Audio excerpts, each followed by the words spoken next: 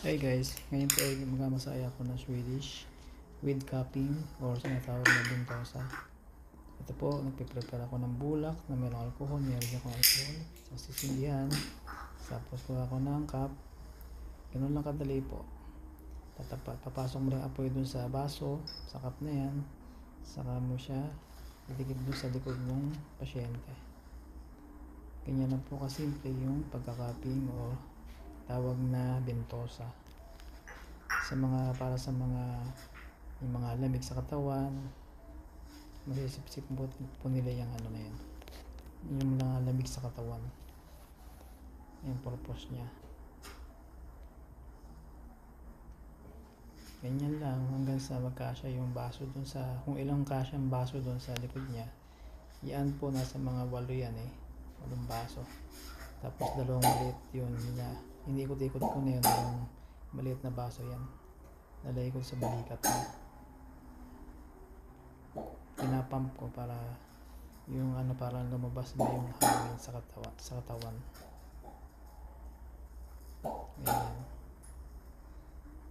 Tapos ididikit ko dun sa balikat niya kasi masakit daw ang balikat niya, saka yung likod niya, saka yung mga legs niya kasi matagal na raw siya hindi nagpamasahe. 6 months na daw. Ewan ko sa mga 6 months talaga. Yan lang po, diba? Patayin ko na yung apoy. Papampuli yung ganyan. Kung ano yung nakikita niya sa video, ganyan lang. Yan, tapos ididikit ko ulit yan. Galawin ko, tapos iibahin ko ng posisyon o yung nung baso, yung cupping sa likod niya, para hindi umitim masyado. Pag nagkulay brown lang, okay na yun. Huwag lang masyado tatagalan kasi pag tinagalan mo yan, mangingitim. Maganda yung kulay, halos lang, brown ng konti. Kaya kailangan dyan ilipat-lipat mo para hindi mangitim yung mga pinagalagyan ng cupping. Yan, kung ano yung nakikita nyo sa video, ganun lang. Ililipat mo siya dyan. Yan, para at least hindi umitim kasi mamasahe mo ng bagya. Yan,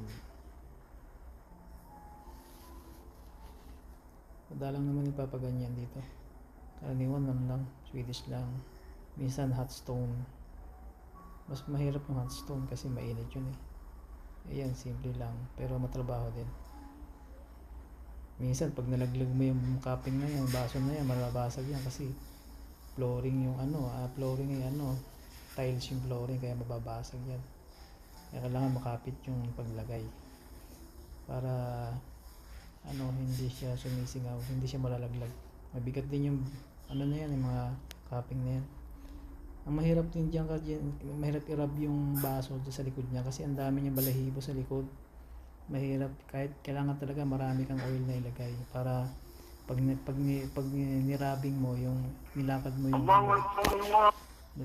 yung tawag yan, yung baso, hindi ka mahihirapan.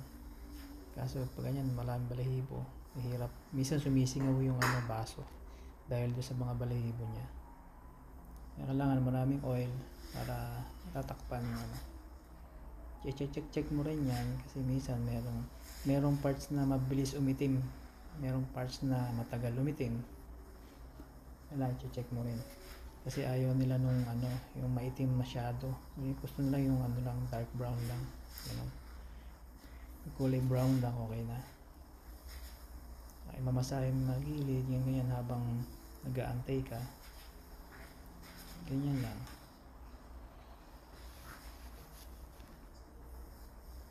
Masahe sa kamay.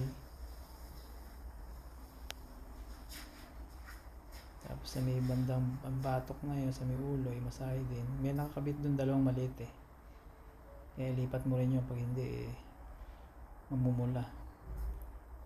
Saka bubukol ng mas maalsa pag matagal kasi naka-steady yung baso dun, bubukol siya na sa balat, masyadong nakabukol, pangit. Tapos iitim pa.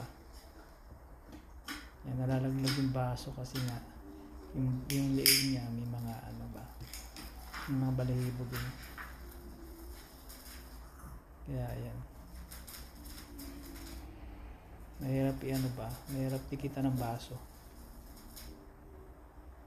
Tapos laylay pa yung leeg niya. Kaya nahirapan dikitan yung baso.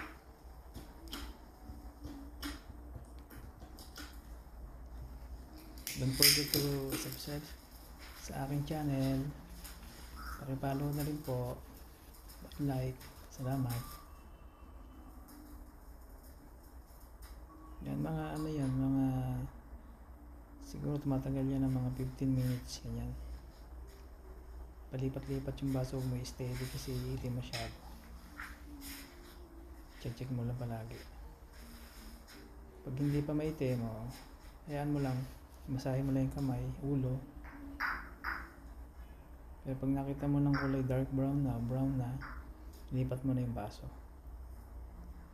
Yan, dyan sa may gawing paligpik na yun hindi ko nilalagyan doon kasi masakit.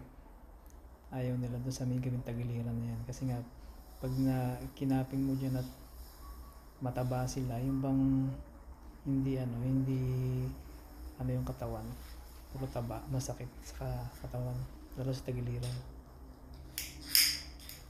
Minsan nalalagay yung baso kasi nga mabigat yung baso Yan, gagawin ko na lang ganyan, nilarab ko na lang yung baso sa tagiliran niya.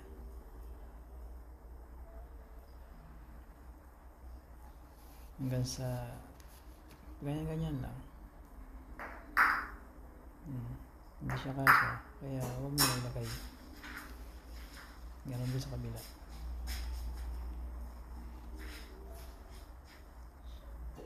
Paki-subscribe naman po at follow naman ang aking page o ang aking channel.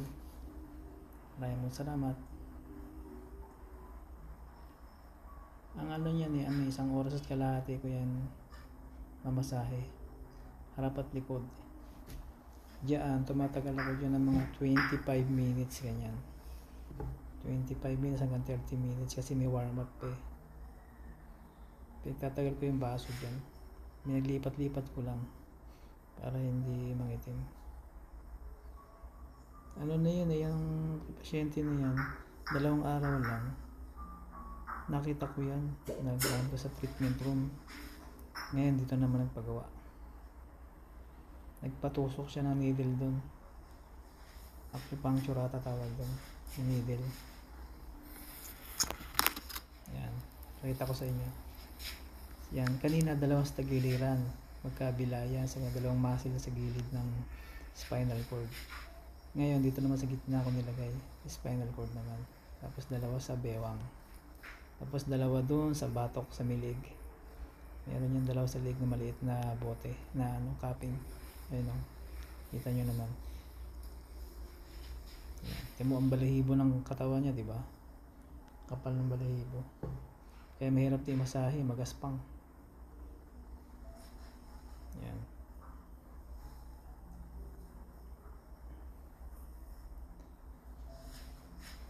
Hanggang sa matapos na, unti-unti tatanggalin yung baso pag okay na yung at na brown na yung mga pinaglagyan ng baso, cupping, pwede na tanggalin unti-unti.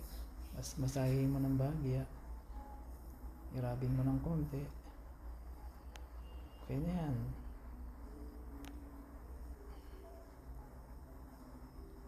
Irarab mo siyang bahagya.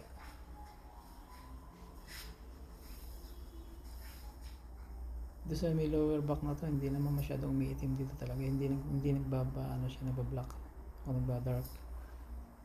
Sa gawing lang talaga, sa may gawing katawan lang. Sa lower back, madalang. Yan, ganyan mo siya. At least na pati yung tagiliran na pati yung lower back. Tanggalin mo yung baso. Irab mo siya na pati yan. Diretso lang sa katawan. Saka mo tanggalin ang baso. Ito naman tayo sa paa. Sa paa, ganito naman din ang procedure. Titikitan mo ng mga cupping yung gitna ng legs niya, ng muscle. kung ano yung kasyang baso doon. Yung malaki naman legs niya, pwede yung malaking baso dyan. At doon sa may dulo, sa malapit na sa misakong, maliliit na baso na lang. Yan.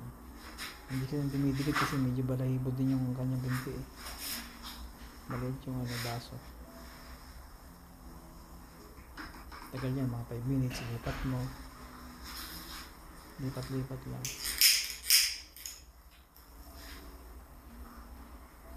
Yan.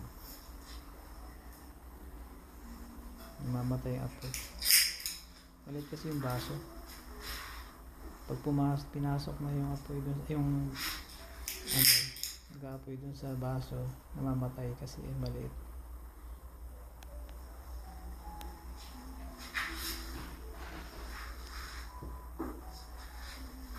Ang tawag po dyan, tawag sa atin yung bentosa eh. Dito naman tawag nila cupping. Dalawang kasi klaseng cupping na ganyan, bentosa, tapos cupping na hijama. Yung hijama naman kasi po, naman yun, pinapalabas yung dugo. Hindi naman ganyan ang gamit na baso, yung pinapump. Plastic siya na matibay na plastic. Diyan kasi yung mga babasagin, yun plastic siya, pinapump naman para mabilis. Ngayon, ang kaiba lang nila yun, pinapalabas yung dugo diyan sa katawan ng tao. Yan, walang dugong lalabas diyan.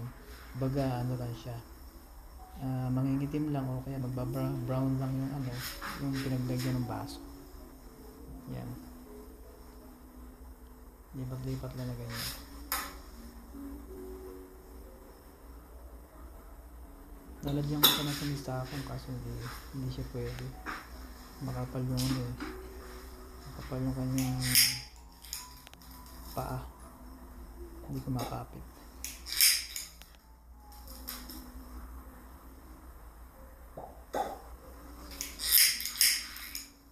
Namatay.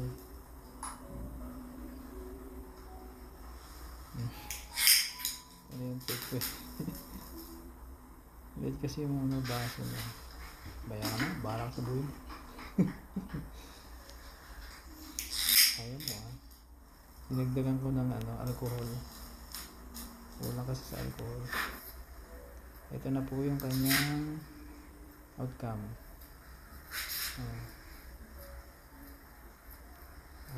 Bali 4 na baso. Thank you for watching. Bye bye.